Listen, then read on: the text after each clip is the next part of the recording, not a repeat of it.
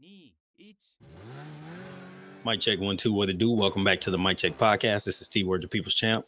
Today we're talking about the top ranked boxing card, which occurred on Saturday, December 9th. But before we get into the video, don't forget to hit the like button, subscribe to the channel, and go ahead and drop some comments when the video is over so we can know what you think of the content.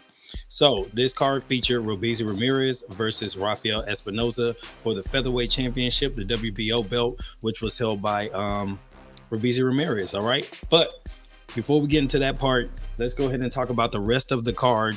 And it was a pretty decent card. Obviously free TV, or basically ESPN and ESPN Plus, which is pretty close to free TV, non-pay-per-view, I guess is what I'm getting at. And I thought it was a good card. A lot of good prospects, including Xander Zayas, Shushu Carrington, Jahai Tucker, who's a good prospect in my opinion, as well as Richard Torres Jr. So anyway, let's go ahead and talk about the way this card went. It opened up with Damian Kaneba, big heavyweight guy. He got a unanimous decision over Michael Coffey. And he pretty much controlled the fight all the way through. Couldn't get his opponent out of there, but definitely had a good fight overall. It was a good outing, and that's what you want to see from these prospect level guys opening the cards. Next up, you had Tiger Johnson get a split decision win over Gemma Espinoza, and Tiger had a tough fight. He didn't see the best outing because there were some things that his opponent did that made it a very hard for him to get into his comfort zone. He would rough him up a little bit, and he made it a tough out for Tiger, though he did get the split decision win. He did win on 2 cards. All right, next up you have Rohan Polanco with a 6-round stoppage over Keith Hunter.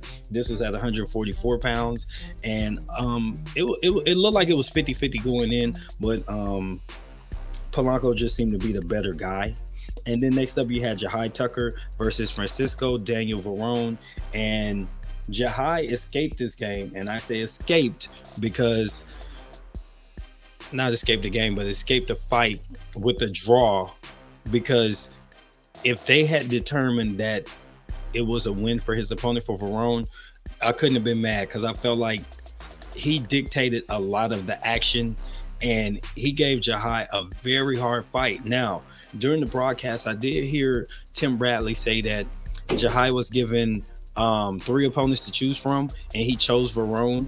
And Varone, coming in, had fought as high as 168, pretty much campaigned at 160 most of his career. So he was coming down to 54. So on the one hand, you might think that he was trained at 54, but he seemed to be a really good in-shape guy, like a consummate professional. So he could make his weight class a little above and a little below. And I thought that it was a big challenge for Jahai Tucker to take on, and it almost cost him. He was coming off a loss, and now you got to draw, and his contract is expiring with Top Rank, so we may not see this prospect much longer. But hey, you're an African-American fighter, you can always find a home at PBC. Think about that. Might even find a home somewhere deep on the DAZN roster with Matchroom or Queensberry or something like that. All right, next up, you had Richard Torres Jr., and he gets a late stoppage over Curtis Harper. And this one was like, it felt like at any moment Torres should have got him out of there, and he just didn't. I mean, he beat him up the whole fight. He was never in danger. Harper didn't give him much back. And Harper is somebody that has quit before, just left the ring against Efe Ajagba. So for him to stick in there, it kind of makes you look at Torres in a specific light, like, he may not be everything they expect, and that's why they're moving him slow. And he just didn't show enough to make me think that he put Harper in any real danger to stop him either, until late. He finally got that stoppage, you know what I mean? But it just looked like it wasn't going to go that way for the longest. All right, next up, you had Shushu Carrington against Jason Sanchez, and this was the 2nd round KO for Shushu, and Shushu looks good, man. This is one of those dudes that's going to make noise in and around featherweight. He's got all the tools. He's a little taller, so he's rangy. He knows how to control distance. He likes to get on the inside and fight. He ain't afraid of that, even though he has long limbs. I mean, he's one of those dudes that you got to keep your eye on, because Shushu Carrington is next up. Rounding out the card in the co-main, you had Xander Zayas versus Jorge Fortea, and with the body shot the night ended for Fortea, and Xander Zayas did what he had to do to get the win. Um, he's one of their blue chip prospects that they think highly of. They put him in great positions to try and be that guy. It's just sometimes you just don't know with these fellas until they step up to the next level. So we're gonna have to see when he gets a real step up fight what he does. And then finally in the finale, you had Robeisy Ramirez against Rafael Espinoza, and Espinoza actually beat Ramirez for the title to become the WBO featherweight champion.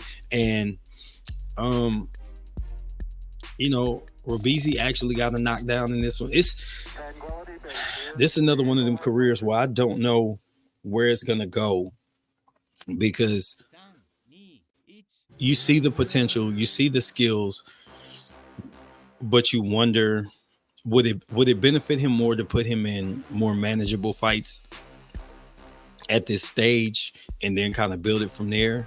Or do you throw him to the wolves because you feel like he's going to rally?